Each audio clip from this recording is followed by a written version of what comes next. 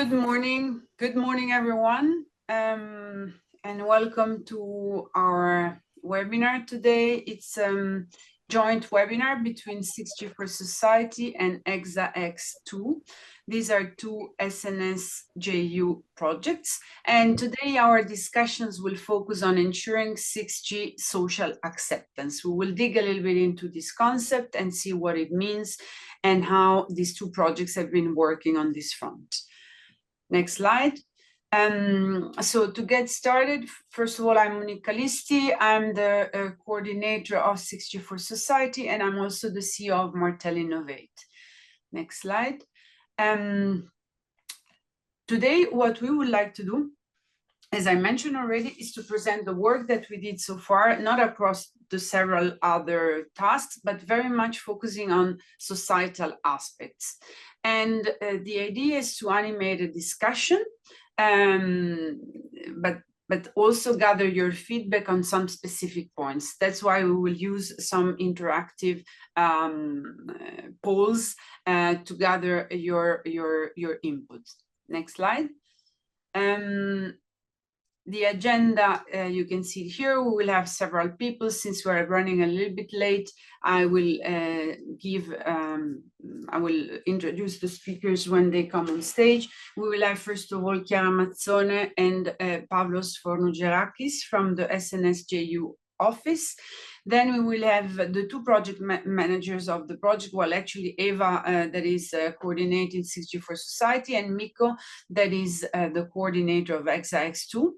Then Margot from Cyber Ethics Labs from 6G for Society will discuss about building a social acceptance model for 6G.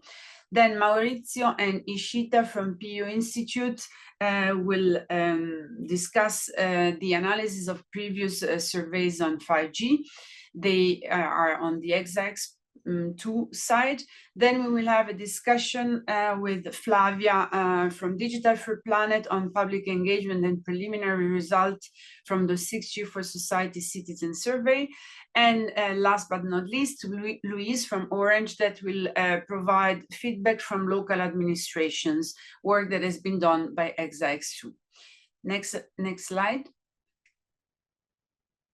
Okay, so a few reminders. First of all, there is the Q&A panel, and feel free to ask for questions. We try to address them along the flow. The webinar is recorded. Please, next. And it would be great if you can keep your camera off unless you're speaking, mute your mic, and in case you want to say something, please raise your hand. Next. What we always ask is, in case you have learned anything interesting, in case you feel that some of the highlights of this session should be spread, please feel free to do that, tagging the two project channels and the SNS JU channel, and possibly using the hashtags that are indicated here. Next. So, as mentioned before, we will be using some interactive polls to share information, actually to gather information from you. And the idea is that we collect this input, and then towards the end of our webinar, we will show the results of these polls and discuss them together. And here I stop and I give the floor to Chiara and Pavlos for their introduction messages. Thank you. Yes, thank you, Monique. Thank you, Sophie. So good morning, everyone, and welcome to this very important workshop, webinar for the 5G and 6G community. My name is Pavlos Fornogerakis. I'm a deputy head of programs in the SNS JU, and I also have the honor and the pleasure to be the officer of our flagship project Hexa-X-II. So I would just like to give you just some opening comments, some opening remarks for this important webinar. And I'm saying it is really critical for the community because since the establishment of the SNS JU back in 2021, targeting a reinforced European leadership in research and development of 6G network technologies and services. One of our main objectives, as stated in the Council regulation, is to positively impact the citizens' quality of life by also supporting the European Green Deal and all the relevant sustainable development goals. So sustainability is key, is at the top of the European agenda. So sustainable 6G infrastructure is a key objective of our program, but 6G should also become an enabler of sustainability, as we say, so supporting other sectors and verticals. But the critical thing here is that as 6G technology continues to evolve, we must proactively address concerns such as privacy, security, ethical consideration as well, in order to create the appropriate environment for 6G adoption later, and of course for the implementation and later deployment when it comes. So this is why, further to our KPIs, and of course the 6G KPIs, supporting the key value indicators, as we say, and this will be an important aspect of our discussions today, for example, safety, security, trustworthiness, inclusiveness, and all the other social-related ones, form the basis of our research. And what we always say is that they underpin the design of 6G networks. So one of the key objectives of the first call stream, where our flagship project, Hexa-X-II, resulted from, was that the project should equally address both the societal and the technical aspects to cover all the citizen needs by 2030 and beyond. And of course, the project should be also used as a platform to establish a dialogue with the civil society. And already while sustainability was partially addressed in the first SNS work program, we saw that the societal aspects still wanted some further attention. And after close collaboration with our state representative groups and the private side, the 6G IA, we realized that we need to ensure a more systematic and a holistic approach to sustainability, and more especially to societal challenges, in order to identify all these potential roadblocks towards the acceptance of 6G technologies. And 6G for Society, of course, our important CSA, our strategic CSA, was selected to look into all these societal aspects and provide advice and coordination on the programmatic level. So this is just the start of our journey. Sustainability is as a key target of the design of 6G, as also we have seen in the ITU vision, with the societal and sustainability aspects acting as design principle in all usage scenarios. And there are more projects coming from Core 3, including the Lighthouse and pilot projects. Chiara will speak about it in a second. Our next work programs will continue to have a strong focus on sustainability and societal aspects. And also bear in mind that there is a lot of relevant, important work already being conducted, not only at project level, but also in the SNS JU programmatic structures. For example, in the Sustainability Task Force, in relevant working groups, or collective works on KPI and KVI definition and validation methodologies, and so on and so forth. So this is a unique opportunity for Europe to lead the global efforts in this domain by integrating all these relevant requirements in our future use case. So I have already taken up too much of the important workshop time. So with that note, I would like to give the floor to my colleague Chiara, who will give you more insights about our vision and our portfolio on sustainability aspects. And I'm looking forward to some really exciting presentations and discussions. Thank you very much. Thank you, Pavlos. Good morning, everybody. If we can pull up the slides. So good morning to all the participants. I'm Chiara Mazzone. I do work with Pavlos in the Smart Network and Services Joint Undertaking, which many of you must know. SNS JU is, of course, funding 6G research and innovation program with consequent funding.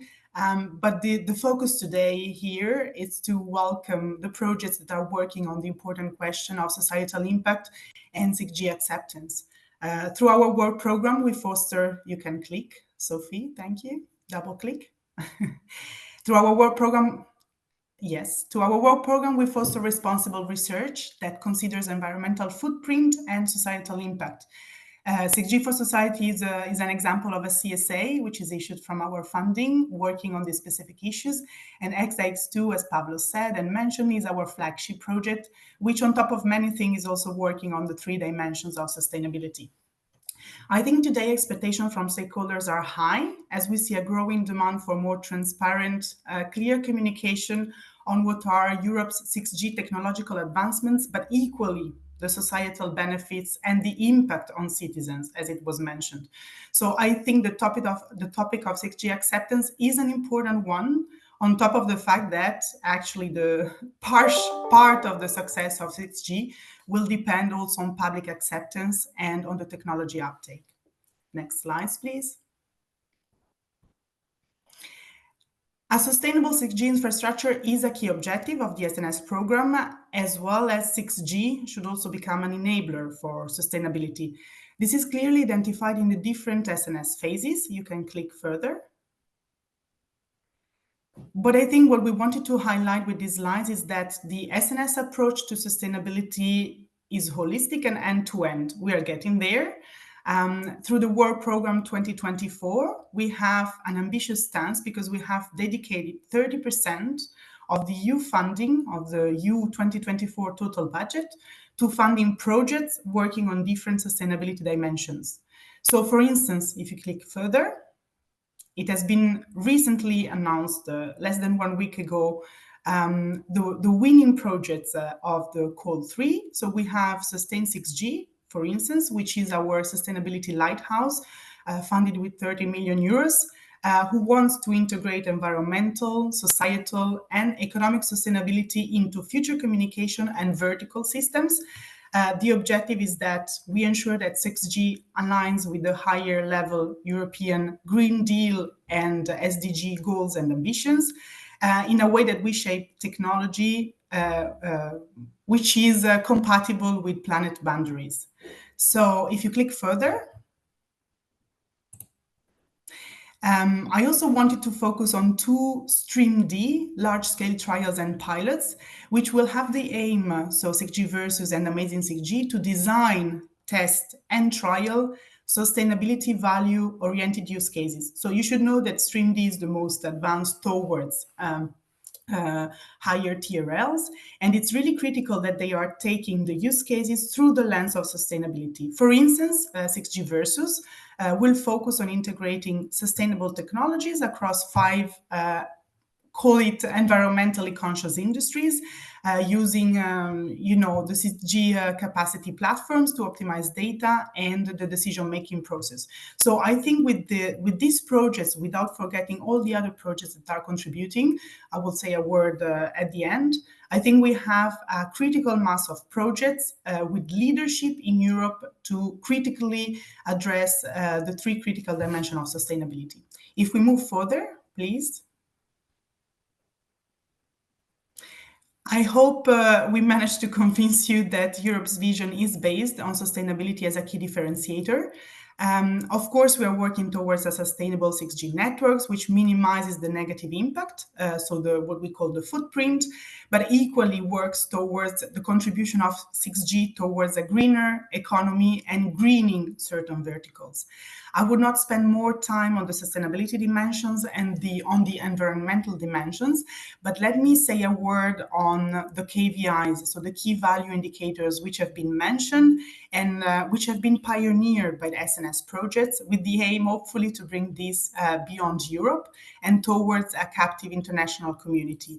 The ITU vision was mentioned, but now we are entering a phase in standardization where we need to be contributing technically to the specifications, and I think we have a great opportunity there for Europe. So with KVIs, the goal is to define specific, measurables, attainable, and realistic KVIs, so key value indicators, which determine what does value means in the next generation of networks, and which are suitable in steering the R&D activities towards maximizing environmental, societal, social, and economic value creation. So this can be done through different ways, but I think the main message that we want to pass here is that we have an opportunity, and by defining value of 6G beyond just the technological dimension and the economic dimension, injecting the society and social dimension, we have a great opportunity for 6G, a greater 6G social acceptance. And if we move to the next slides, which will be my last point, double click, please. I would just like to conclude on an overview which reference only some of the active SNS projects on the working on different sustainability dimensions. There's a sustainability task force, which I really encourage all the projects present to be part of and to contribute actively. I think now our common challenge, as it was mentioned by the previous speakers, is equally to tackle sustainability under the social and societal dimension, so to tackle equity, access, affordability, and empowerment in social and economic terms, so to foster better 6G social acceptance, or whatever better terms your research will come up with, because I think we probably need also a better and more fresh terminology for beyond acceptance. So let's not forget that sustainability by design would need to be established as a process in all research and development projects, taking a holistic perspective, taking care of the feedback loops that we can get from the users, the end users, the public, through the use cases, and looping back this feedback amongst the environmental, societal, and economic domains. So with this, I wish you a very successful workshop, and we are looking forward to your results. Thank you for your attention. Thank you very much. Chiara, I guess that we can share the slides that you have presented later on with the participants. That's yes. Thank you very much. So now please go ahead, go next with the slides. Now it will be my colleague Eva Hadjok, that is the project manager of 6G for Society, on stage. Thank you, Eva. Thank you very much, Monique. Good morning, everyone. My name is Eva Hajduk. I work at Martel Innovate, and indeed, I'm pleased to guide you through of the 6G for Society's project structure, main objectives, and expected outcomes. Of course, some achievements reached so far will be also shared with you. It's an introductory presentation, so I won't delve deeply into the activities. I will leave those details for our project partners to cover in the following session. Next slide, please. The next one. Thank you. So the 6G for Society is an SNS JU project from Call2, a coordination and support action focused on embedding sustainability in the design, development, and adoption of 6G technology. This is a 2-year project which began in January 2024, so it will run until December 2025. Our multidisciplinary consortium includes 6 organizations across 6 countries, with Martel Innovate in the Netherlands as a coordinator. Our other partners are Cyberethics Labs from Italy, Nova Telecommunication from Greece, Public Safety Communication Europe Forum from Belgium, EBOS Technologies from Cyprus, and Digital for Planet from Switzerland. Next slide, please. So our project works to ensure 6G is developed with societal, environmental, and economic values at its core. We know that there's an urgent need to guide digital transformation towards addressing these needs and values by designing technologies. And this focus is, of course, not only relevant to 6G, but also to other technological developments Europe is advancing. We aimed at conducting analysis using the literature, existing literature on 5G's development and deployment concerning environmental sustainability to uncover those factors which are influencing social acceptance. So our goal is, by using this information, building 6G awareness, foster 6G development that is well understood and widely accepted by users and citizens.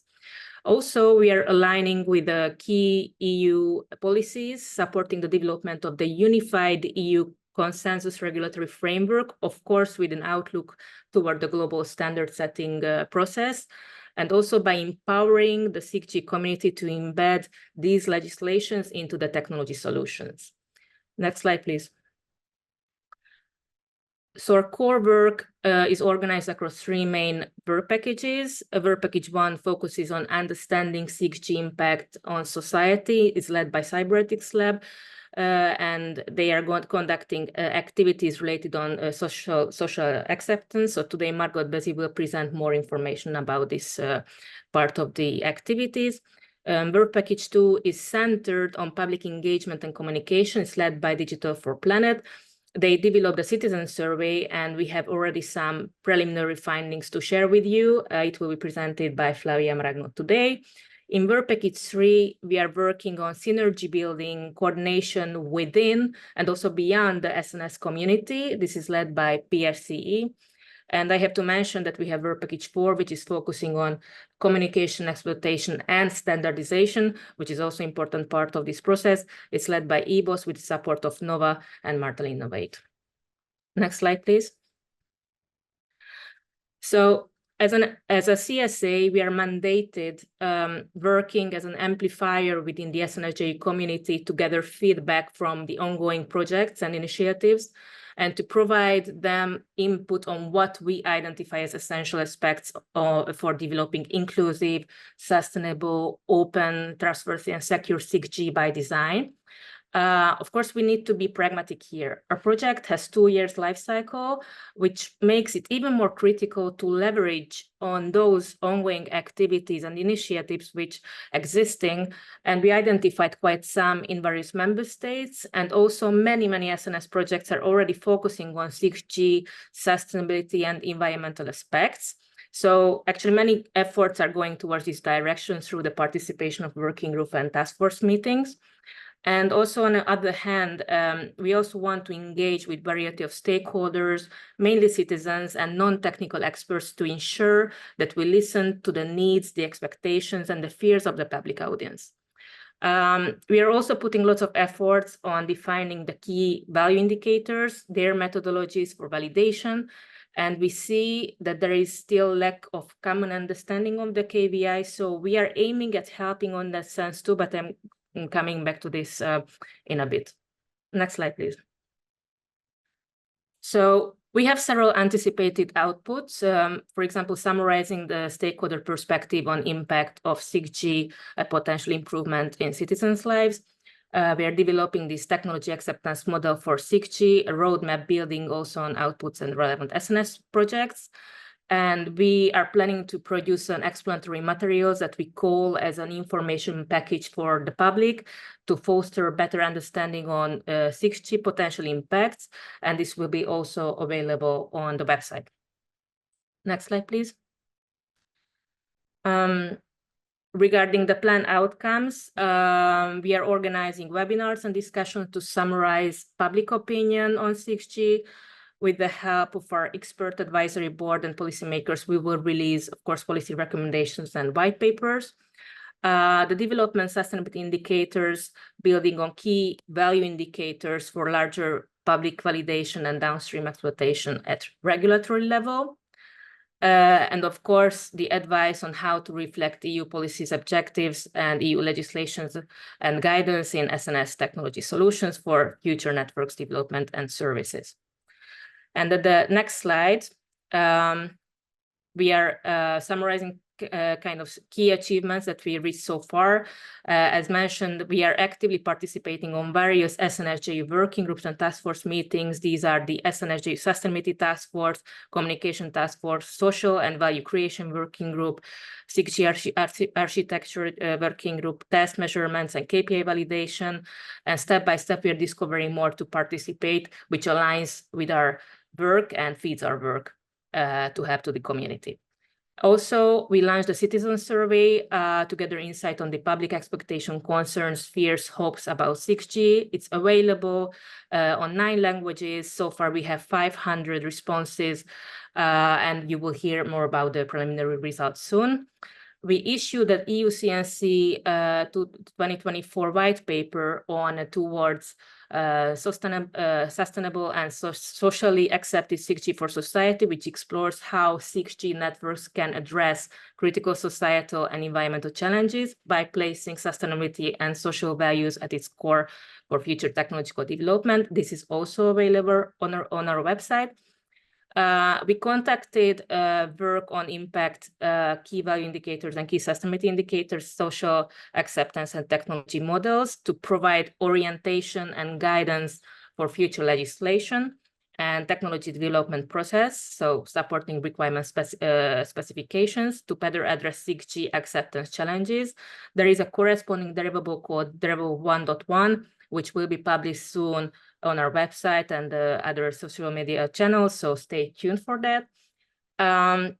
And the other important part regarding the key value sustainability indicators, that we are planning to launch a series of workshops and webinars to support the use and impact of these indicators in design and development of 6G. So it will be done in collaboration with several ongoing SNS JU projects, as well as other relevant initiatives at European and international level. The first interactive workshop actually took place in 25th of October on KVI and impact creation pathway. We identified commonly hopes, challenges, questions as assumptions on KVI, and a detailed report about it will be published soon. Next slide, please.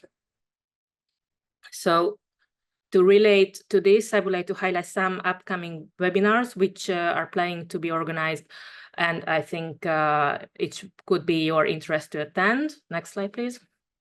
So as I mentioned, this KVI KSI Roadmap series, these will be interactive workshops conducted until the Q3 of the next year. So it will be many of them, with a plan to organize webinars summarizing the outcomes following each workshop.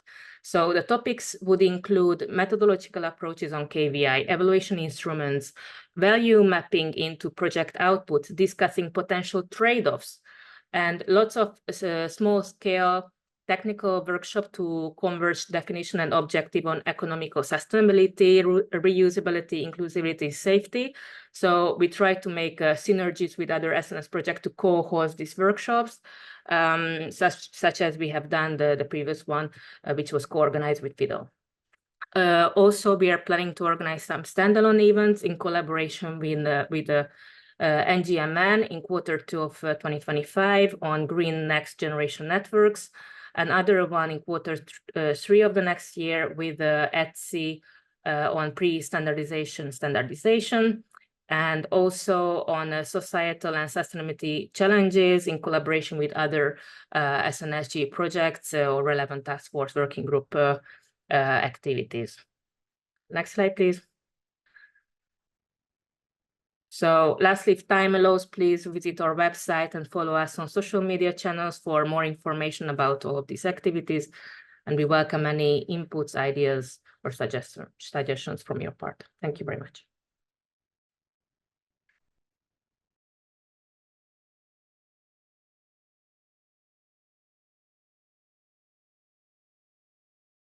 Sorry, I was mute. Thanks a lot, Eva. So let's move to the next presenter. Miko from Hexa-X-II from Nokia that coordinates the Hexa-X-II project. Miko, the floor is yours. Thank you. Yeah, thank you, Monique and 6G for Society. So good to do this in cooperation. Yes, so Mikko Ustolo from Nokia Bell Labs Finland, and leading a radio research department, as well as being the Nokia Bell Labs Finland site lead, and here in the role of then leading the European 6G flagship Hexa-X-II. And happy then to move forward with that presentation on Hexa-X-II. Can you change the slides? Yes, please, and still to the next one. Yes, so yes, we are the European level 6G flagship, and we continue developing the basis for 6G, kind of building the foundation together with the large consortium, create the momentum, continuing after the previous flagship Hexa-X. and funded through the Horizon Europe SNS JU, and Nokia being the overall leader, Ericsson as technical manager. And as in the following slide, you can see the 44 organizations are really well covering the entire value stack. So we have different kind of technology providers and operators and high quality academia. And in the following slide, you can then see our approach that is coming from the previous project with the vision that we need 6G to connect the physical, digital, and human worlds. We are building the work on key values around sustainability, inclusion, and trustworthiness. And as you can see in the following slide, so these United Nations Sustainable Development Goals have been taken as a basis of the work. And it has been a great pleasure to note that really many activities around the world have been doing the same. The biggest attention is for energy consumption, carbon gas reduction. Those receive lots of attention, as they should. Then the amount of initiatives that are really taking seriously the other dimensions of sustainability are a bit less, but then that's a strong aim for us. And with this sustainability, we are looking especially it from three main dimensions: environmental, social, and economic dimensions. And in the following slide, you can see the overall approach with Hexa-X-II. For some reason, in like adapting my slides as the main set, some parts of the text have become smaller. But anyway, the picture is here, which is the most important one, showing that we are like starting the work and basing the work on understanding the use cases, the needs for 6G, and understanding then the resulting requirements from this, and therefore the value for society. And then, in addition to developing all the related technologies to address these requirements, we are then building this overall approach for 6G, this 6G system blueprint and platform, and updating that every half a year. And publishing a new version of this around every half a year. And then all of this we are doing in cooperation with other SNS JU projects, and also having international interactions. And as you can see in the following slide, so then you can see how we are working it from this society interaction point of view. As in the work package 1, value, requirements, and ecosystems, we are analyzing the different stakeholders, including society and citizens, and ecosystem models, and gathering feedback from society, hopefully also then via this interaction. And based on this, defining the use cases, requirements, key performance indicators, and then we have been introducing lots of novelty in the area of key value indicators, and keep working on this. And then we are repeating this cycle to aim to address to aims and use cases and related requirements that would be as fit for society as we can. And in the center, you see these three axes of sustainability that are the basis for the approach: environmental, social, and economic sustainability, that are all needed to make a good system based on our values. Then going through quickly the following slides, as for example, work package 2, just showing these technical sides, which is not so relevant in this session. So building this end-to-end system view, collecting the feedback from the other parts of the project. And in the following slide, you can see then the work package 3 on architecture, where we are then needing this approach to like harmonize the views and do pre-standardization and understand how this moves forward, and insert that into this blueprint creation. And in the following slide, you can see the work package 4 on radio evolution innovation, where we are looking at novel aspects, joint communication, sensing, increased intelligence, AI also in the lower layers of the technology and the radio, as well as continuing the flexible spectrum access solutions and also looking at the more longer-term needs on the high frequencies. In the beginning, 6G is targeted to come very near the current frequencies, but with the increase in traffic, we also need to be prepared for that. In the following slide, also then from the work package 5 point of view, looking at the future devices and flexible infrastructure. And in the following slide, looking at the work package 6 and looking at then this smart networks and management and the higher layers of the required system. Then in the following slide, we have the overview about our work on this proof of concepts. So in addition to theoretical work and simulations, we are also then building and demonstrating the technical enablers that we are creating. And in the following slide, you can then see the overview of the different kinds of results that are available from our website. So there is plenty of more deliverables available from our website, but here is then from all of these tracks the latest versions of those. So you can find more information on the use cases, related requirements, and then analysis on these needs from all the different dimensions of sustainability. So understanding these use cases from environmental point of view, understanding them from social point of view, social sustainability point of view, as well as economic sustainability point of view. So we need to guarantee that the 6G technology itself is environmental, but also see how can we use 6G for sustainability and then impact in these social and other economic dimensions the kind of future development. Then the next deliverables here, D2.3, D2.4 are around this end-to-end system creation and view. And then we have the output from all these technical dimensions, be it then in the radio or be it in the devices infrastructure, as well as this network management and the higher layers. Then from our website, you can find links to videos showing these proof of concepts and videos from speeches at the many events we have organized. We have a YouTube channel. And also last year, we made in joint activity with the work group Architecture, many other projects, a book on 6G that is freely downloadable. You can find a link to that as well as then to a newsletter that you can subscribe, available via our website.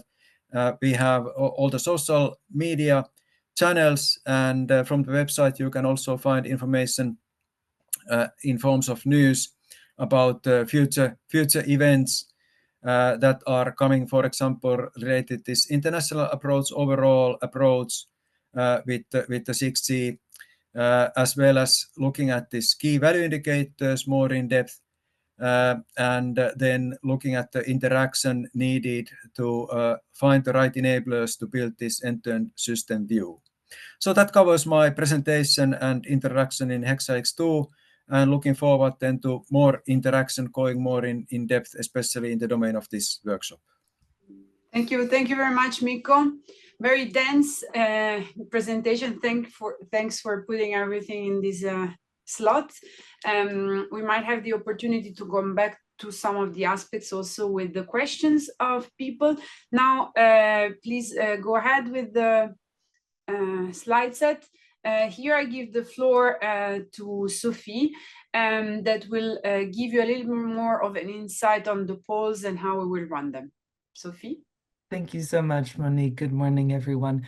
Yeah, so maybe some of you have used this app before. It's called Slido.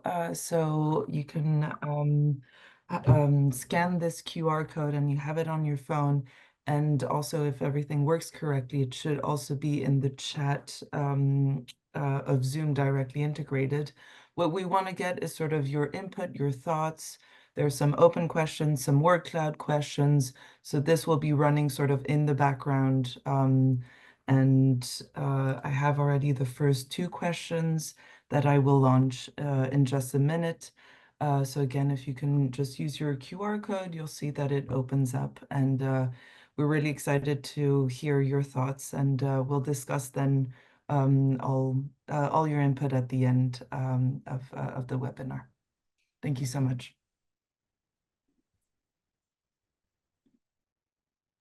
Thank you very much, Sophie.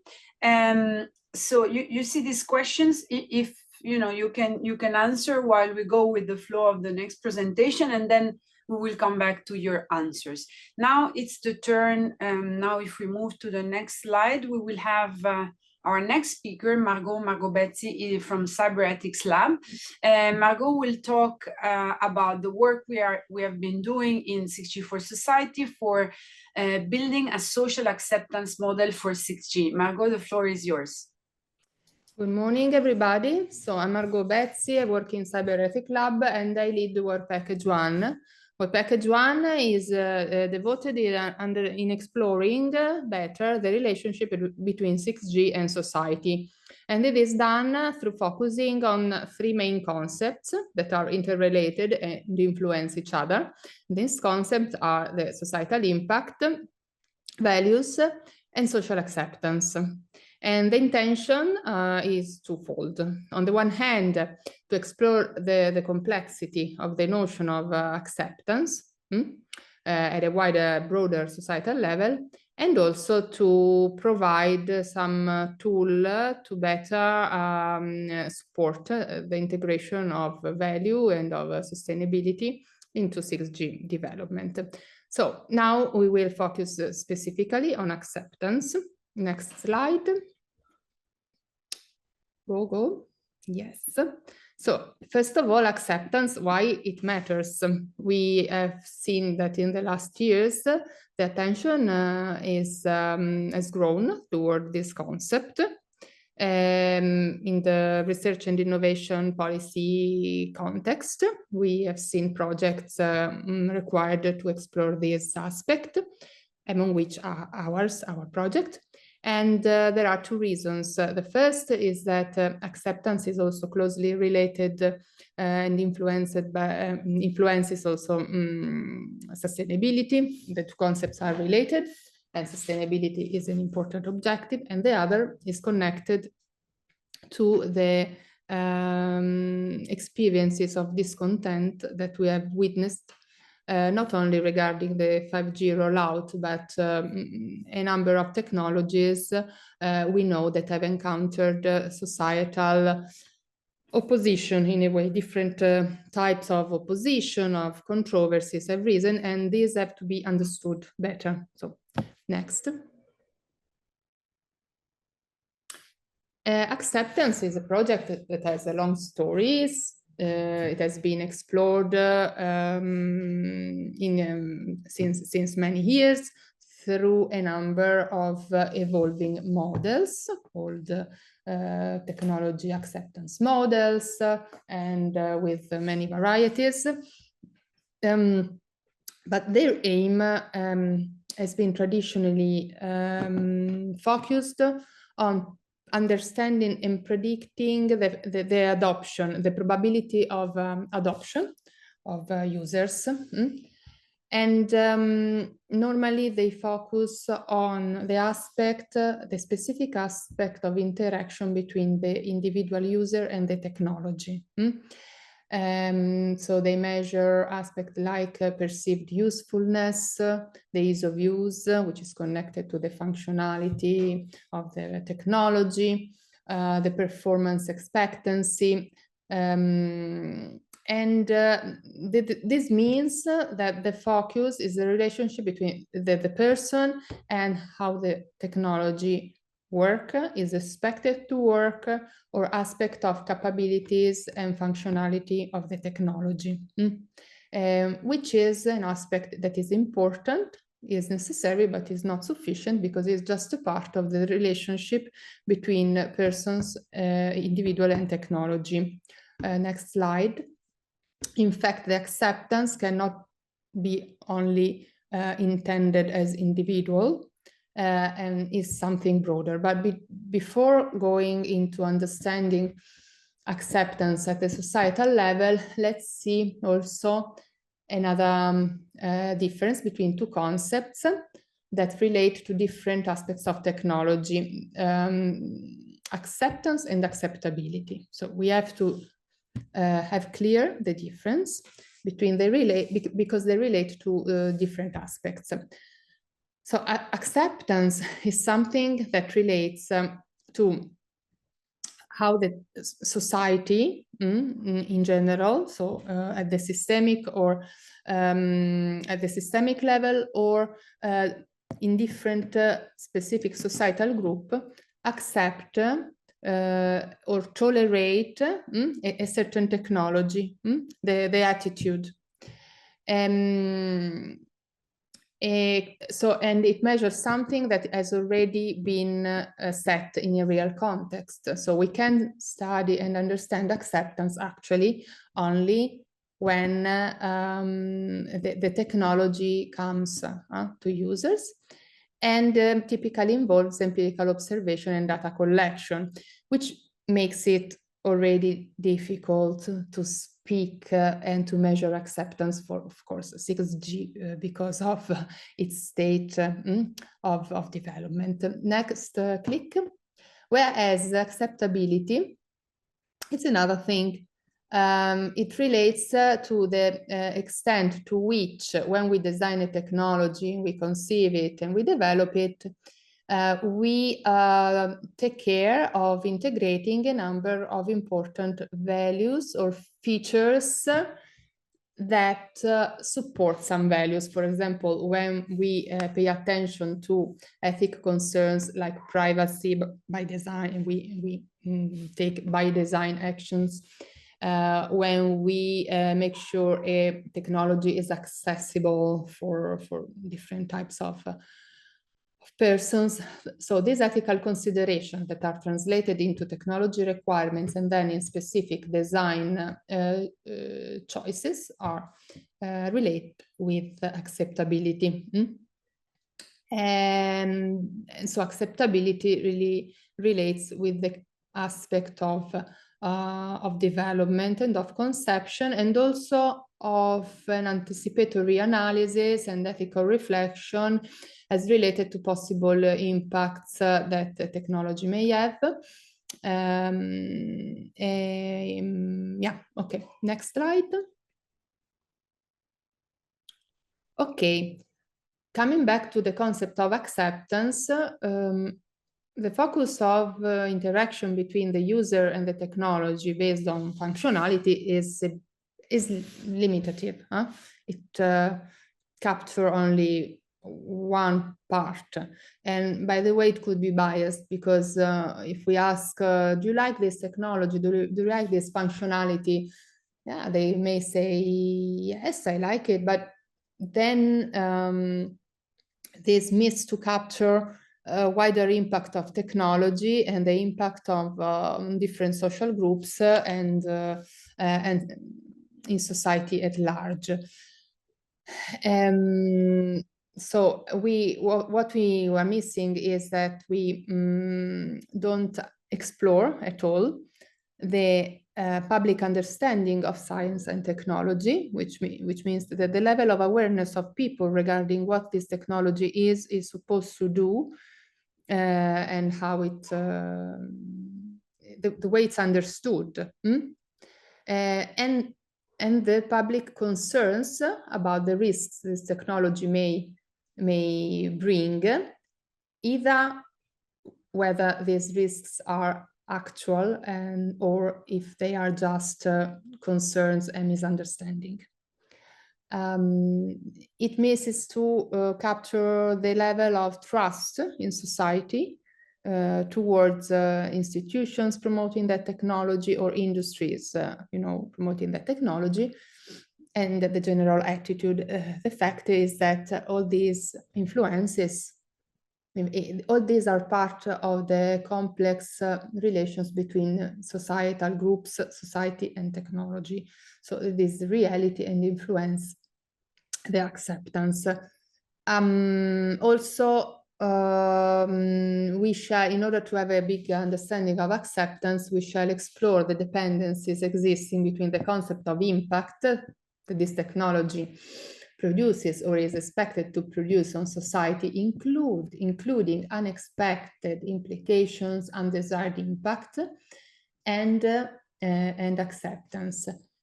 Another important aspect that influences acceptance is the fact that, yes, we are working on integrating values, on values like sustainability. Sustainability, for example, is the values within a technology. However, any stakeholder, like industry, reflects a specific hierarchy of values, which may not correspond with the hierarchy and prioritization of values as perceived, as felt by different other stakeholders or societal groups.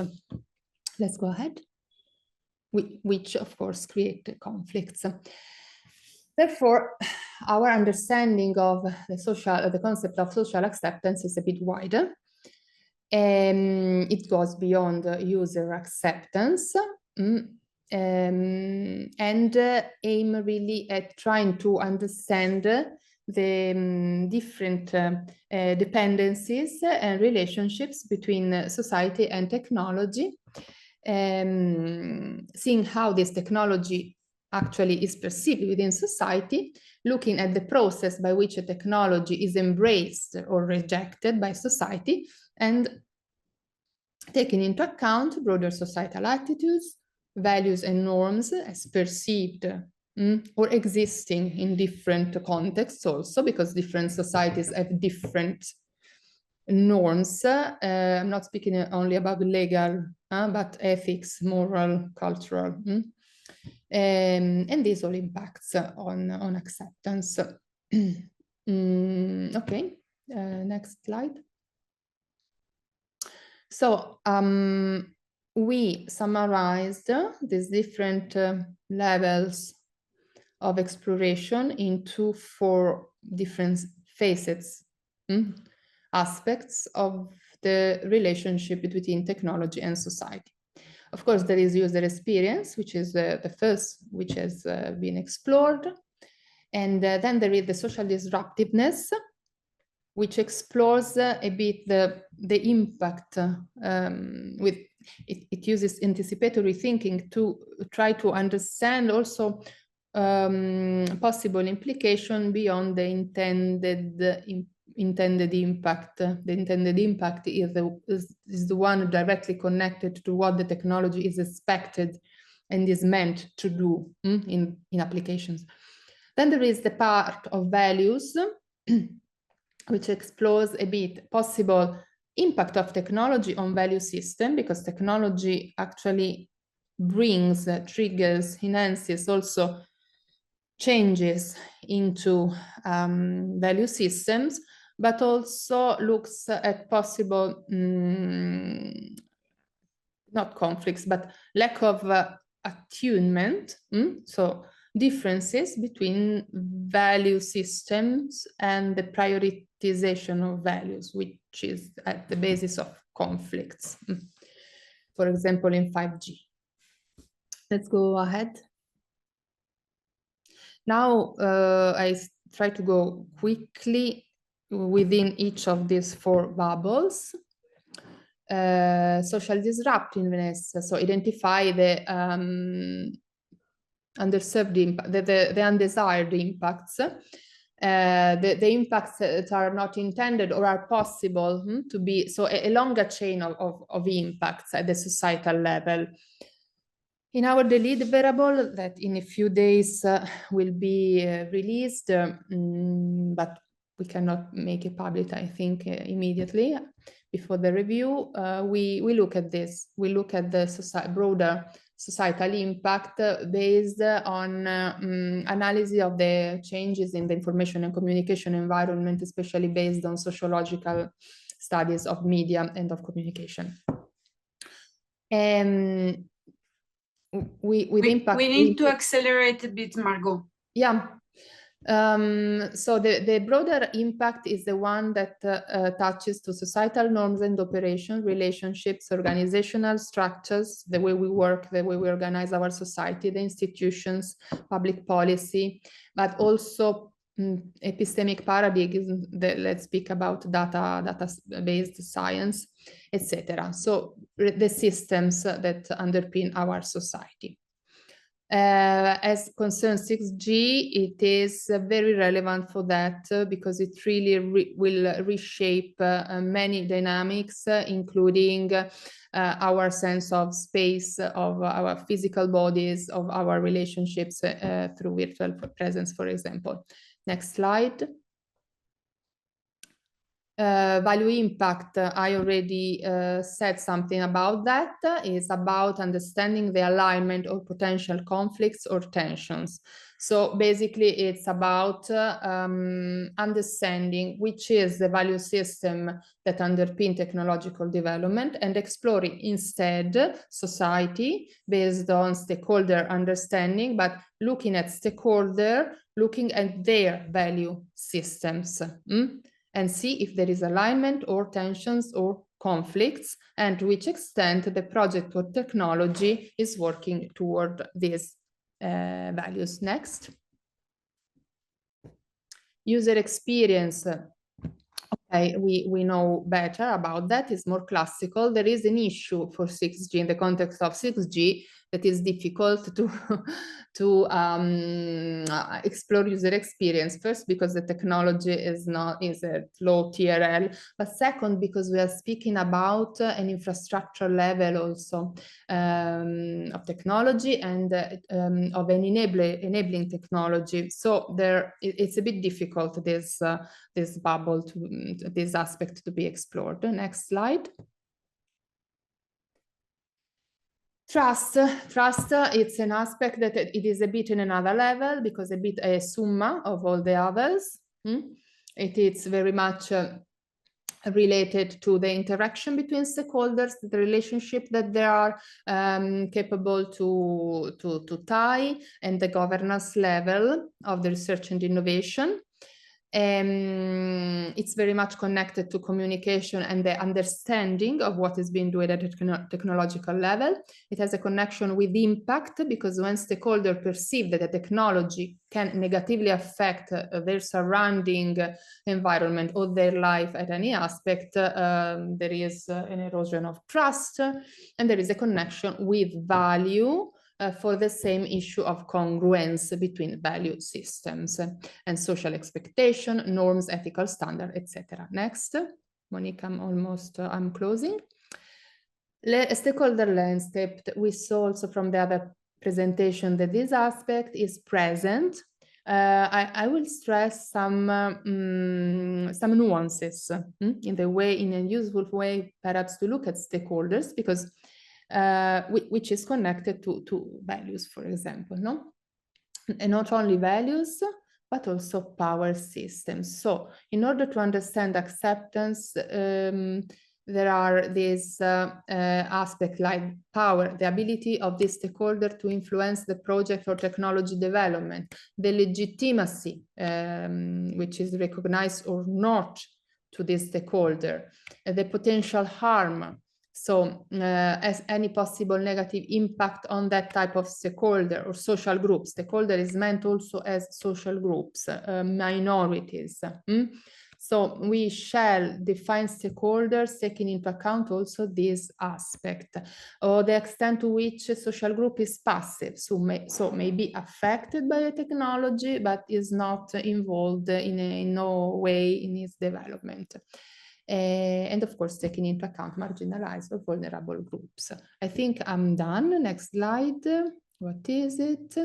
The general objectives of social acceptance research at a broader level are these. So ensuring trust, address and include and integrate ethical, cultural, and social concern in a proactively way at the design, development, or deployment level. Let us not forget that also when we decide use cases, we make priority based on values. And okay, Monique, I'm done. And yeah, Thank you very much, Margot. I know that it's difficult because actually the work that Margot presented is a rather big piece of the work we've done in the project. So it's very difficult to summarize it in such a short time. I really appreciate, Margot, your efforts to squeeze in so much information. The slides will be distributed, and of course we will come back to discuss these points possibly. This was the last slide, however. Yes, with the Q&A session. Now let's move to the next speaker so that we have enough time for everybody to. So yes, here, Sophie, maybe you want to add a few points on the specific questions that we're running now. There's a couple of additional, there's 3 additional questions that we ask you guys to answer. Sophie? You've said everything I was about to say. Just this is still in the background. I've been seeing that there are responses. So yeah, continue and I'll be putting them live throughout. Thank you so much. Thank you very much. So, and thanks also to the participants to be reactive on this front. And now the next speaker will be, next slide. Surprise, surprise, we will have 2 speakers on stage on behalf of the Hexa-X-II project, Maurizio Cecchi and Ishita Mishra from the Institute PU. Please, Maurizio, go ahead. Yes, good morning to everybody. I will do just a brief introduction, then I will leave to Ishita, the analysis. If you go in the next slide, please. This is about the analysis of many previous surveys. We collected almost 90 surveys, but then Ishita, of course, will present some of the most important. But all this contribution from Hexa-X is about the main risk of any new technology, that all the concept, the methodology, the data, the information are coming inside the community. So there is really a need to have also a lot of input and flows of data coming from outside, and mainly from the general public and the consumer. Please go ahead. The next slide. These are the main surveys that we analyzed, by the way, are already in one of Hexa-X deliverable. Please, next one. Next one, please. So, and all these surveys about the attitude of the citizen concern pains, so not only the value and what is behind, but really the concerns and the need going beyond 5G. And so what is said also by previous speakers about user attitude. We cannot say much about 6G, but we can say a lot about what are the feedback about 5G and beyond. So there are many government, private institute. As we said, we selected what we think are the most important, and I would like to leave Ishita the comment on these kind of results, please. Thank you, Maurizio. Hello, everyone. This is Ishita from Institute PU, and as highlighted by Maurizio, in Hexa-X-II project, we tried to analyze a lot of surveys and reports, publications from the previous years, which highlight how the users behave or what is their attitude towards any new technology that is coming up. Next, please. So here today, I'll be presenting the results from 4 surveys, which were very interesting and important from the point of view of understanding people's perspective on technological advancements. These are from Deloitte, EY, Ipsos, and Traficom. Let's go in detail about the results. Next slide, please. Next. Thank you. So the first one I'll be highlighting here was the survey done by Deloitte's Center for Technology, Media, and Telecommunications in the US in 2022. Deloitte conducted the survey with more than 2,000 respondents to understand the consumers' attitudes towards so-called digital life. They covered aspects including devices, connectivity, virtual experiences, and the challenges of managing digital life. For example, one of the research that was highlighted here was about the 5G service expectation. Does it meet your expectations, or is it better or worse? Overall, out of those 2,000 respondents, 48% of the respondents highlighted that the 5G service on their digital smartphone or any service is significantly or somewhat better as compared to the previous services. Also, 9 in 10 5G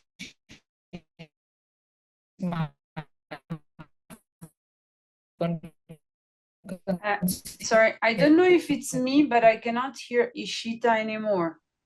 It's the same for me. Okay. No, it doesn't sound. Ishita, sorry, can you switch off your video? Maybe it's gonna help with the quality of your audio. We cannot hear you. It breaks. Maybe we've lost her because she seems to be frozen. Ishita?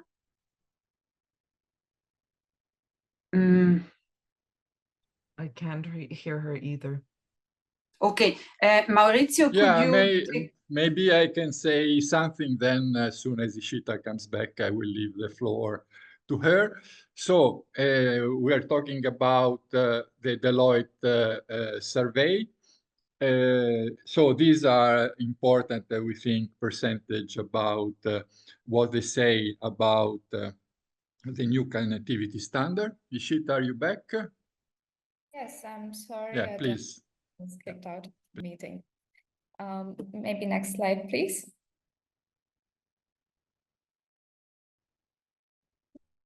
Yes. You could take out the video.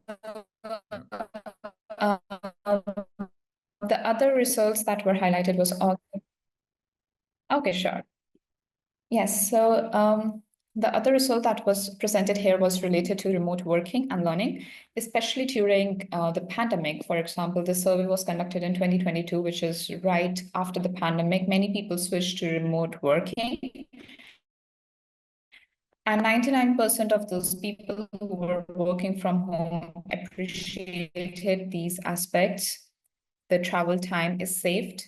They felt more comfortable working in their environment, for example, home in a very peaceful environment. There were reduced chances of falling sick. They could focus more on their families and be more connected with them. But it also came with many challenges. For example, they were facing long hours. They were also feeling stressed or burnt out because of that. And of course, video conferencing or unstable internet were quite challenging for them. Next click, please. Besides working from home, there was another activity that people engaged in, that is virtual medical experience.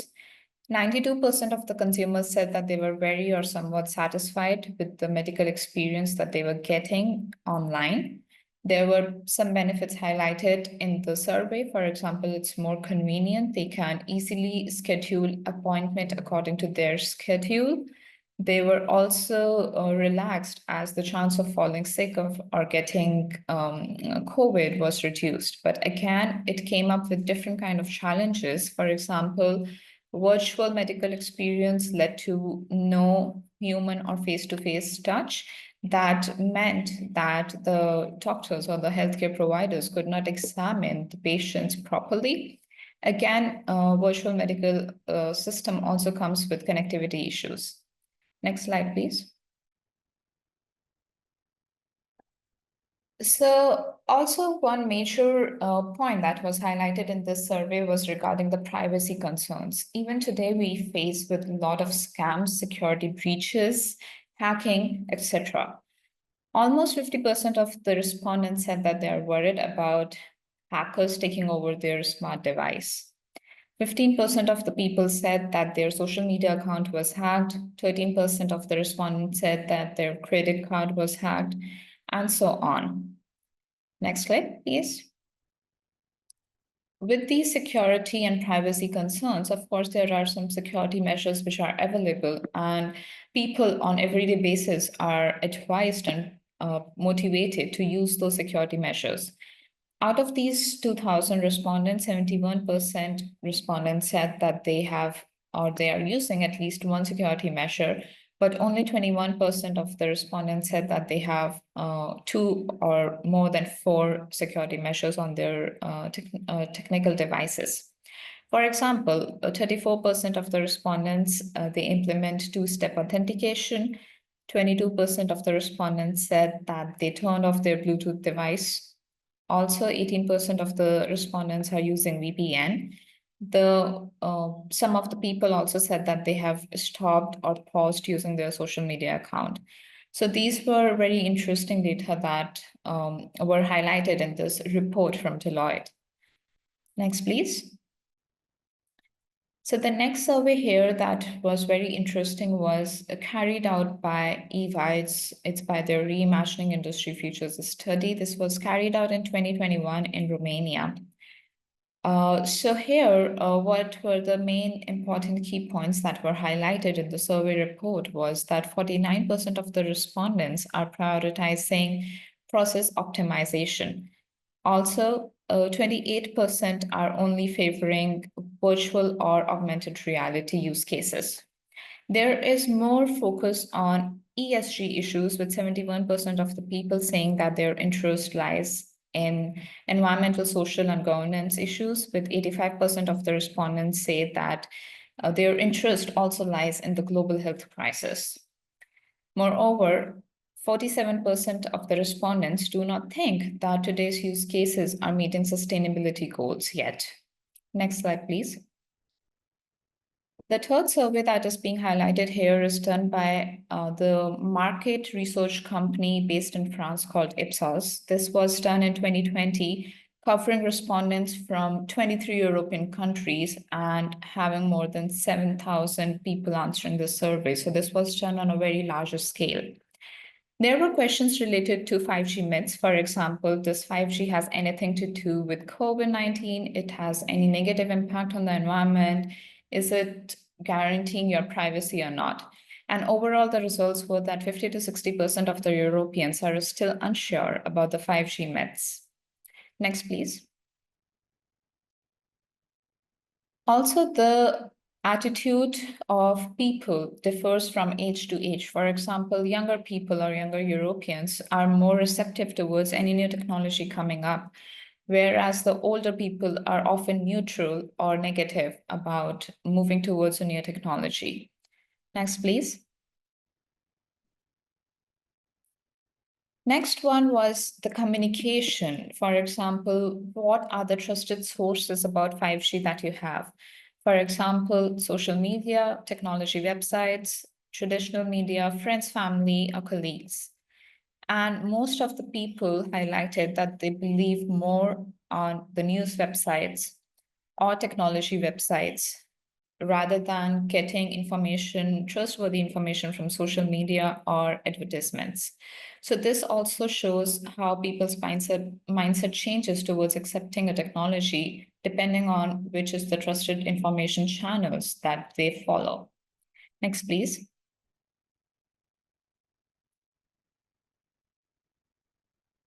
Okay, so the next one was about the advantages of 5G. And most of the respondents said that they understand 5G as being faster than 4G. So this was the overall understanding, or the majority of the people understood that 5G is faster than 4G or has higher capacity as compared to 4G. So these were the few highlighted advantages of 5G that were noted by the people in general. Next, please. All right, this is the last but not the least survey that I would like to mention today. It is done by the Finnish Transport and Communication Agency called Traficom. This survey was done in 2020, and it interviewed more than 2,000 people on consumer behaviors. Next, please. This survey was basically highlighting the environmental impact of the technological services. For example, people were presented questions and scenarios on whether they think that the technology is impacting the environment in any positive or negative ways. For example, people believed that they would like to recycle old devices, and it does have a positive environmental effect on the society. Also, they would like to purchase new devices lesser and lesser. So these are some of the interesting data that was highlighted in this survey. Next, please.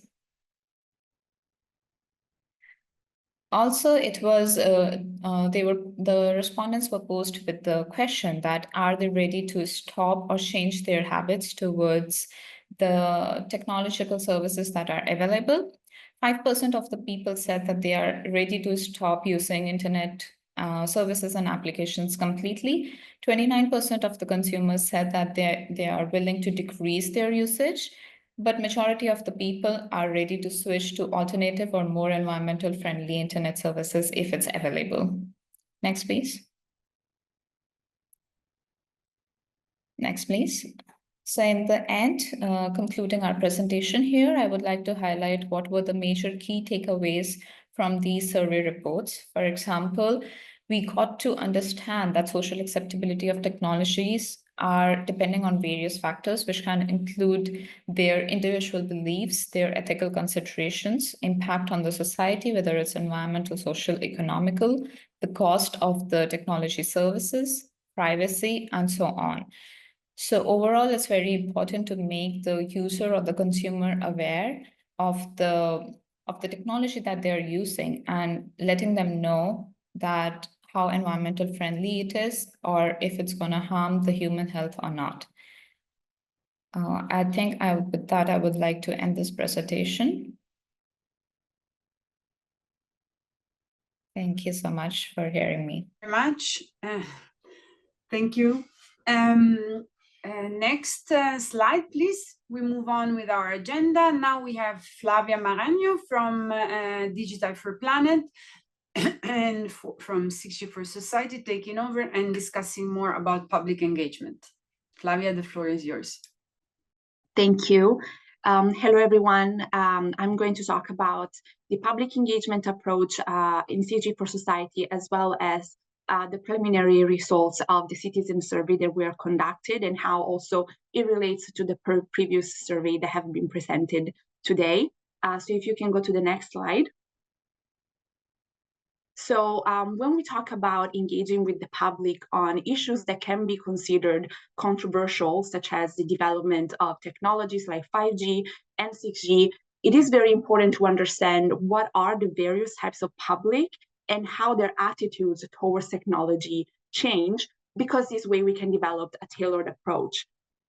So as you can see here, we have different types of public, and I will not go into details on all of them because I know we are a bit tight on time, but just to give you an idea, we have here, for example, identified the skeptical public. This is a type of public that, while doesn't have an active role into the discourse, has been exposed to some sort of more negative discourse on the issues. And so we have found that the best approach with this type of population is to provide transparent and evidence-based information to foster an open dialogue. When we see, for example, on the other end, the engaged and informed public, these are people who are active in the community and that have expertise to share. It is important really to connect with this type of population and make sure that they connect with their community as well to foster collaboration on research and policy making. And we also have here kind of separated from the other one, the adverse public. And these are the type of population that are actively against this type of technology development. And these are the ones that we kind of see as the loudest on the news, on social media. And their opinions are really important for the discourse and the type of approach that we have.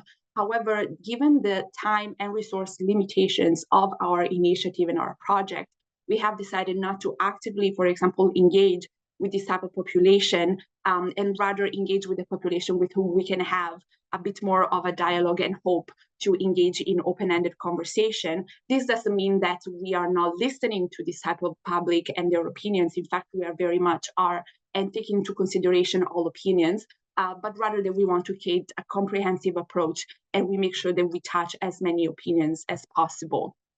Next slide, thank you. Here is just an overview on how we are engaging the public. So as we said, the element of listening to the concerns and the hopes and the fears is really important.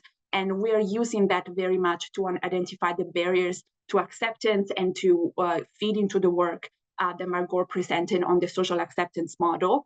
And the collaboration with the various communities here is really important. So if you can see in the next slide, we have been working with different type of communities, school, and different engagements to really engage in dialogues and understand what are the perceptions, the thoughts, the ideas of different types of generations to create a very open-ended type of approach.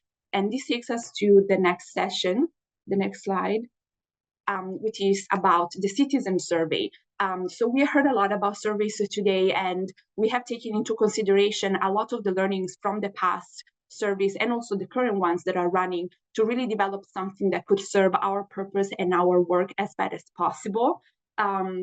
This survey in particular has been translated in 9 languages in order to reach the wider population as possible.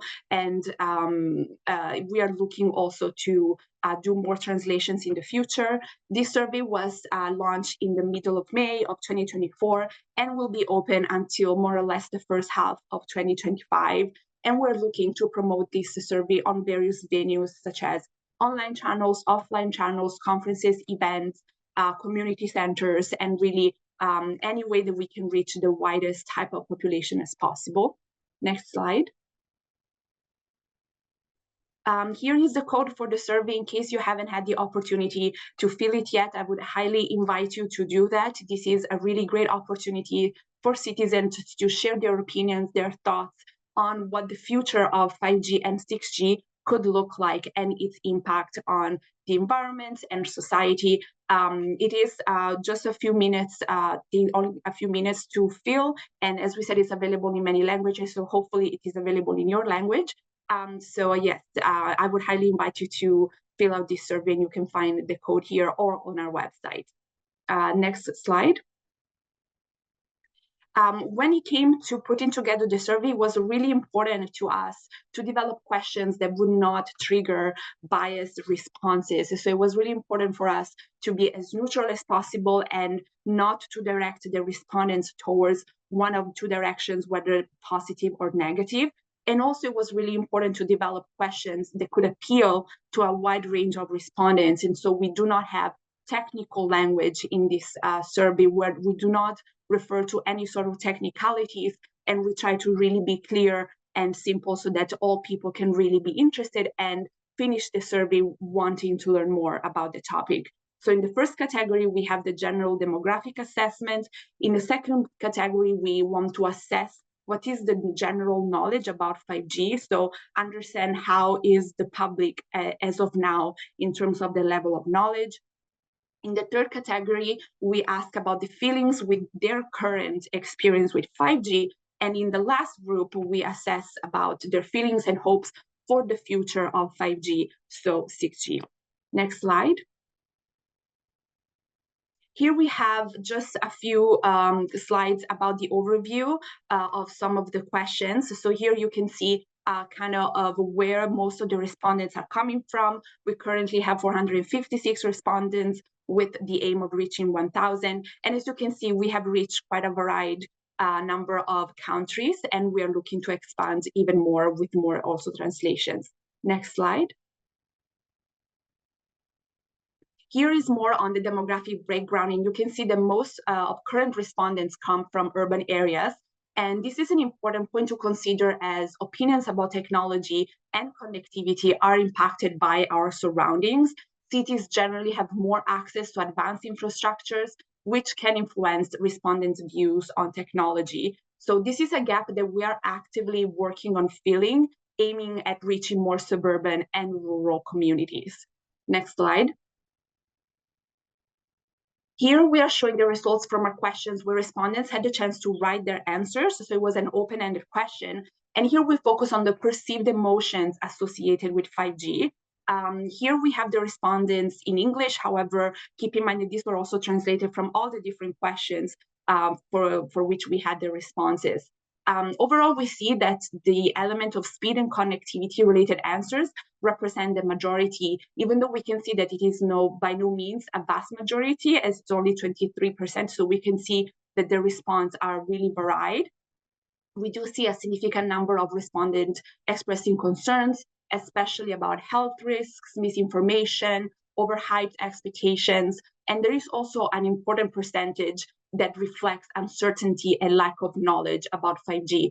So people acknowledge that they don't fully understand the technology, which can suggest an opportunity for more education and awareness. So we do see a lot of words like, I don't know, I don't understand. They are often accompanied by a certain more of a negative emotion connected to fear. Next slide, please. For this question, we are asking, what are the most trusted sources to learn about 5G? And we put as options websites, newspapers, technical journals, government resources, education institutions, and my network of friends and colleagues.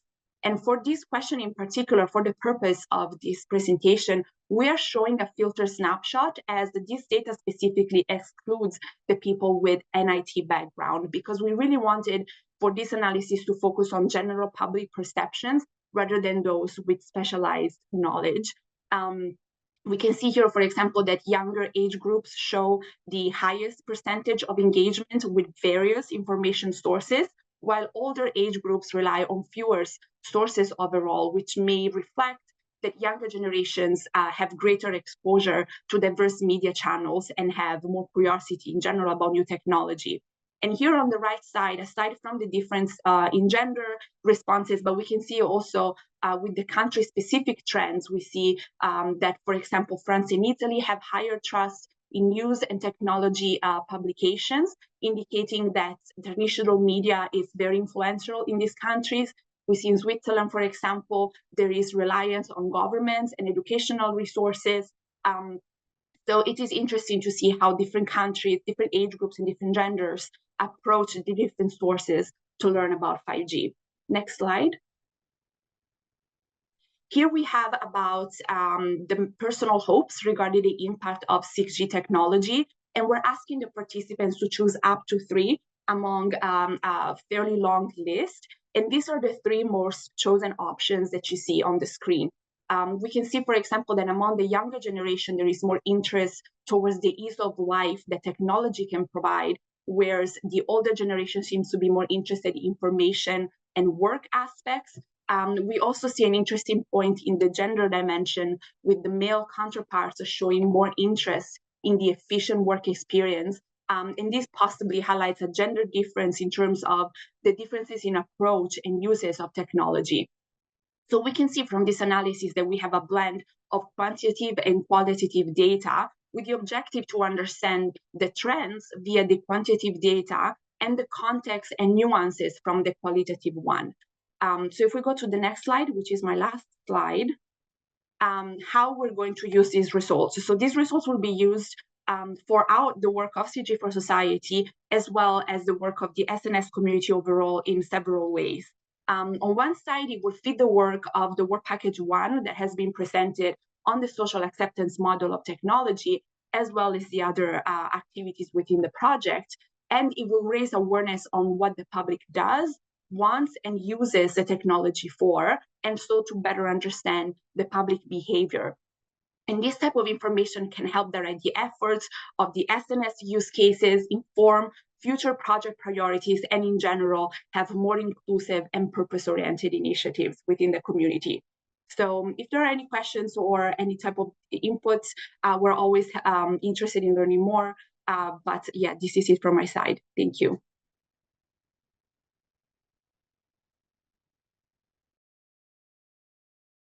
Thank you, Flavia. And now we have another session of questions for you guys, for all of us. There are 3 questions that you see here. Please go ahead. We tried to split down the questions also according to how the flow of the presentations have evolved. So thanks a lot for your input. Now I suggest we go ahead. And now we will have Louise Renou from Orange that will, on the Hexa-X-II side, present us the feedback from local public administrations. Louise, the floor is yours. Thank you. Thank you, Monique. Thank you. Hello, everybody. So I will make the feedback from our study by Orange for the Hexa-X-II project. So Sophie, can you put the next slide, please? Okay. So on the Hexa-X-II project, Orange have already contributed to deliver dealing with environmental, societal, and economic motivation objective. And our current contribution is to set up exchange with society and the ecosystem. So for this stakeholder approach, for the approach, the first thing is the transferability of the subject to society. The subject of tomorrow's network is not concerned one part of the society, but the whole society, and will impact all activities. And for the territories, it's the same point. The deployment of network takes place in all territories, in different regions, different countries, rural or urban territories, and every territories have their own specific characteristic, and notably political. So this subject is in transferability of society, and we wanted to explore our research approach to the following question. How can we establish an upstream dialogue with stakeholders on a technological and future topic? So to get our feedback from society, we wanted to explore societal dialogue approach inspired by the participatory democracy initiative to encourage listening and construction. It's important to understand this is not a classic market research approach, but more an invitation to discuss spontaneous expectation concerning the future of network and digital technology, and while considering material and environmental issue. We are taking this innovative approach for meeting with non-experts, but making the subject concrete and encouraging them to project, themselves in a future vision to assess accessibility. This approach has been iterative and considering the initial results leading to the use of different tools and methods. And the aim is to also to explore how to implement such a dialogue approach with the society. For the prospective angle and the societal, so the objective is to examine how networks can drive transformation in the society of the future. The approach involves encouraging participants to, envision their ideal future, informed by factual evidence. This process, should avoid a narrow technological perspective, to prevent tech clash and address, global challenge, such conflict, such crisis of components, or climate change. The main challenge of this is to build a systemic approach with society. So, incorporate data and diverse stakeholders.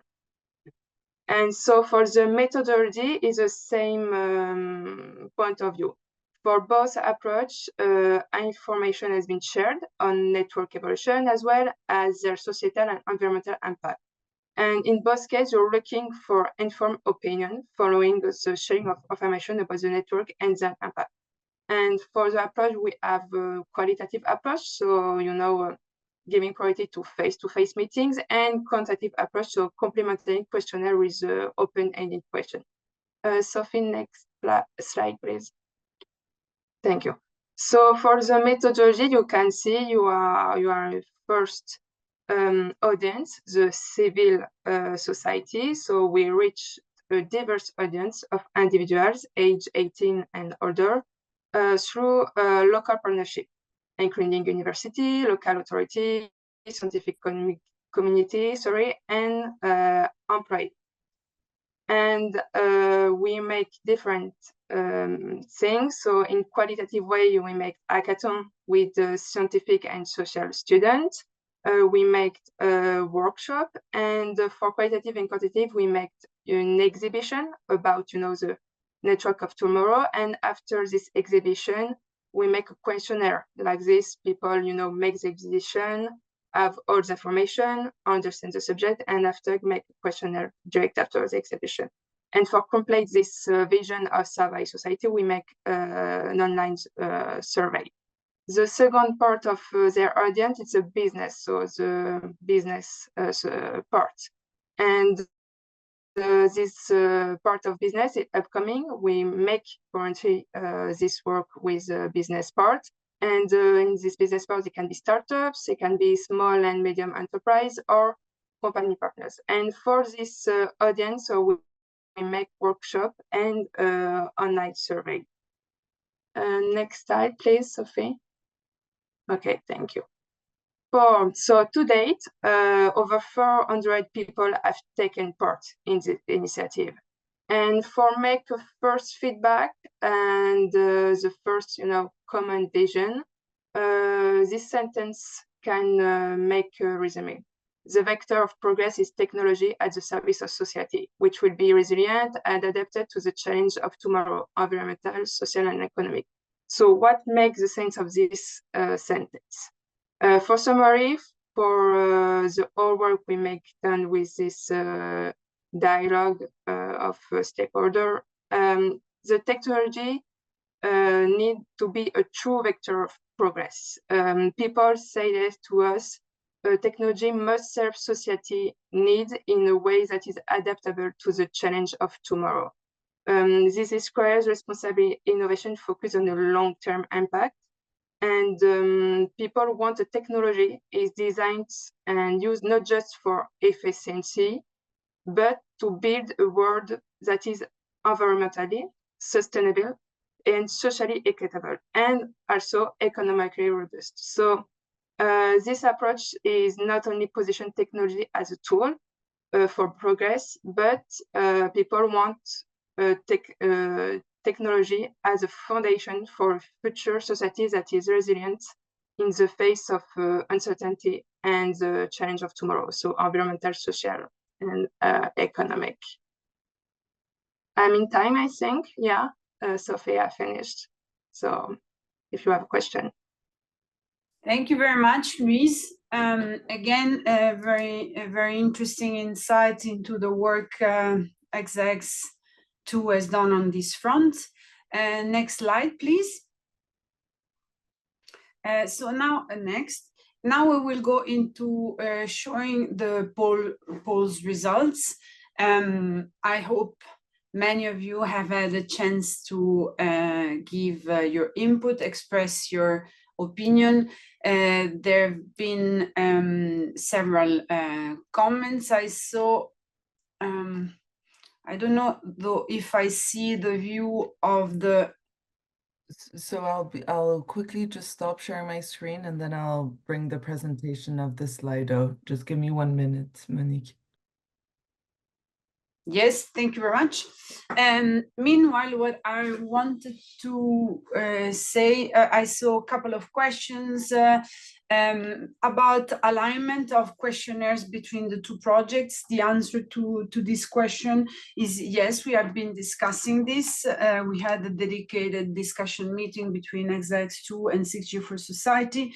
There are historical reasons why we had different surveys, but also in a forward-looking perspective, it might be that still couple of surveys will go ahead as separate ones because of the focus and because of the direct diversity of the target audiences. We are merging the notes from this meeting, and they should be shared soon with both Pavlos and Chiara. So I wanted just to give this as a piece of information since we're all together. Now, a question that I would very much be interested in, and that I don't think we did in the poll, is to ask whether all participants are already involved in some SNS JU projects or not. This this could be interesting for us to know if, besides other folks in the SNS JU projects, have joined this discussion. In any case, here we have asked, firstly, if the ongoing SNS projects explicitly address social acceptance. And as you can see, we have a large majority, almost 80% that answered yes, which I think it's a very good news. And a 22% that, or actually, I see it's like the US election exit polls were growing with excitement. Unfortunately, I'm not very excited about the outcomes, but let's say I'm very excited at least about the outcomes of this poll. Now, of course, you know, this can be explained in several ways also because the way in which social acceptance was more or less explicitly mentioned in the first SNS wave, in the first SNS calls wave was different. We have increased, or there has been an increased awareness of the relevance that we are guided by societal, environmental, and economic factors, and not only driven by technology push elements. Now, next slide. So here we asked what is social acceptance of 6G all about in your project? And here we can see a different distribution. I don't see a different size of this text. Does that mean that they are all at the same level, Sophie? Yeah. Okay, so very interesting. This is something that I didn't expect, meaning that there is a rather equal distribution about these aspects. So we see public understanding that are very much going together, desirability, acceptance, co-creation. I think that's also a very important part of it. We need to be multidisciplinary and embrace also other kind of actors in our work, in our technology-driven projects, in order to make sure that we create social acceptance. Global standards, this is another very important factor. I see education, listening, that for me, it's very much going together with understanding and public understanding, of course, user innovation. So we have to make sure that there is a clear perception of the value that is delivered to society if we want the society to better accept technologies, advanced technologies that we are proposing. Reliable promises. So I guess here what the point is to be consistent with what technology is promising in terms of improved social conditions, so better accessibility, better coverage, better inclusion of also areas or groups that are not well served as of today. Price for consumer, very important as well. Privacy, and last but not least, coverage and flexibility. Next, we go to the next one. How relevant is the social acceptance model to your project's use cases? I would say we gave the opportunity to say from 1 to 10, where 10 was very relevant. I can see that the majority is around 8, which means highly, I would say, very relevant, 30 and 10% as well. Lower relevant, I mean, I can see that about 20% of the respondents says moderately relevant. It could be that different relevance is derived also from the fact that projects have a different level of maturity. Therefore, use cases that are more advanced might appreciate better the relevance of the discussions we had today of the social acceptance.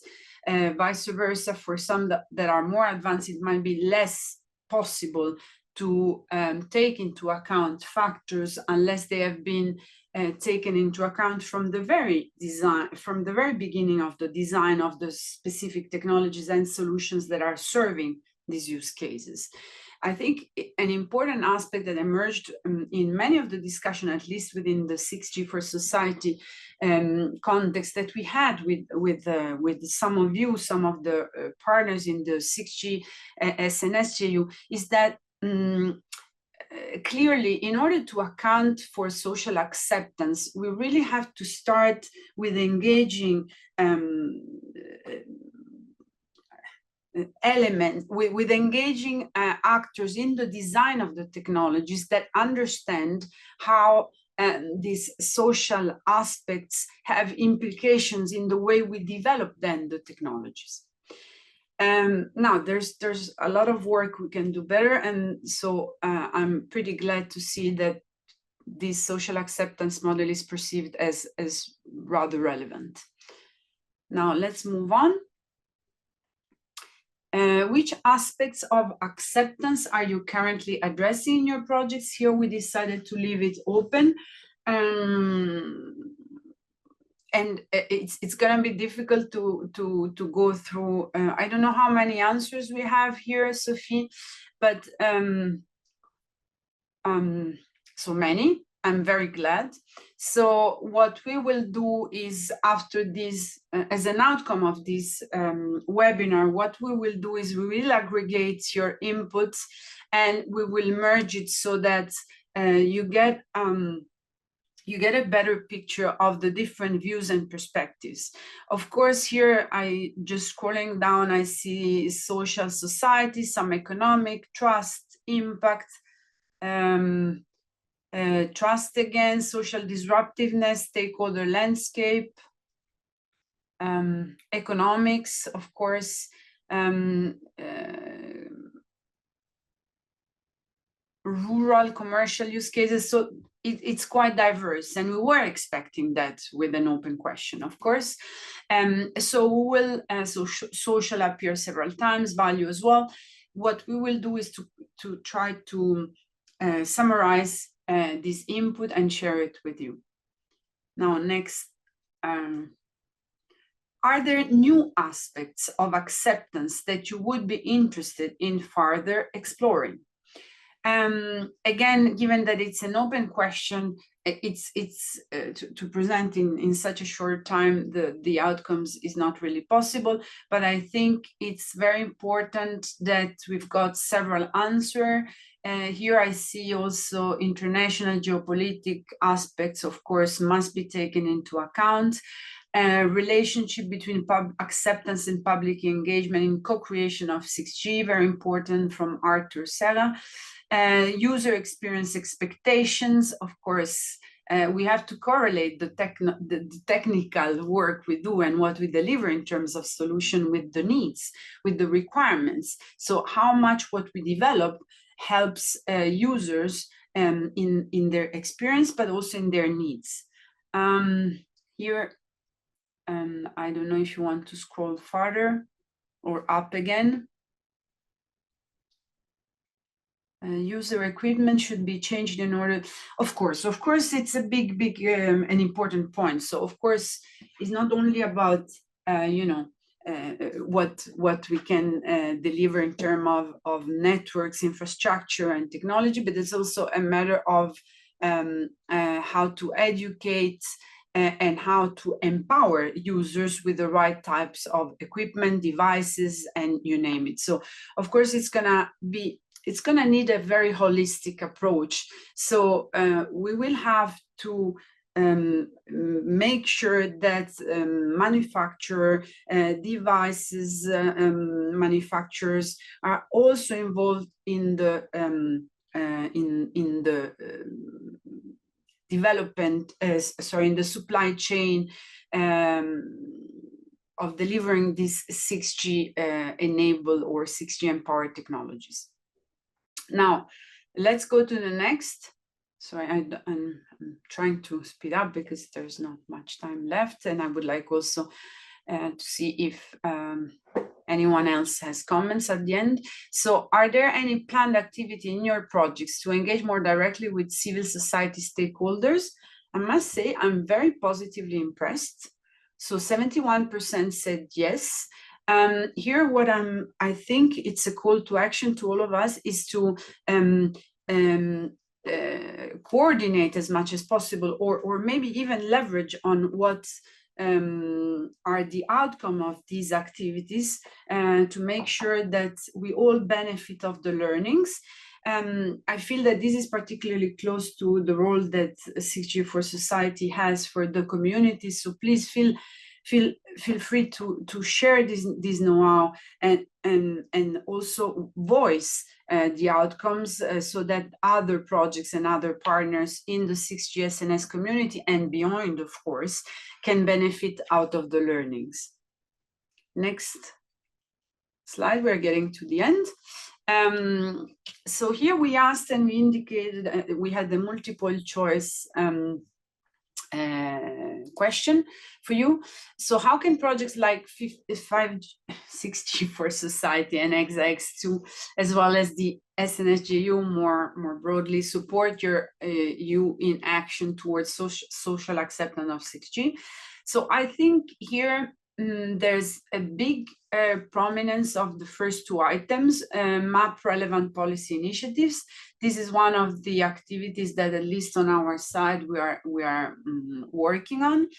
Map relevant standardization effort. I think this is a very, very important aspect. We will have, as Eva mentioned, also a webinar organized in collaboration with ETSI, especially on standardization efforts that also cover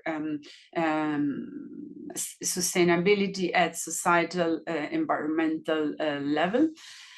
Organize dedicated webinars. This will happen, as you have heard. Join forces to organize a dedicated session at UCNC 2025. Hopefully we will do that. Hopefully there will be more than one session, because I think there are many different angles that we can take when discussing about sustainability, but in particular when it comes to social acceptance, I think we have to join forces. I'm not sure we had, I think, how can your project contribute to the social acceptance of 6G?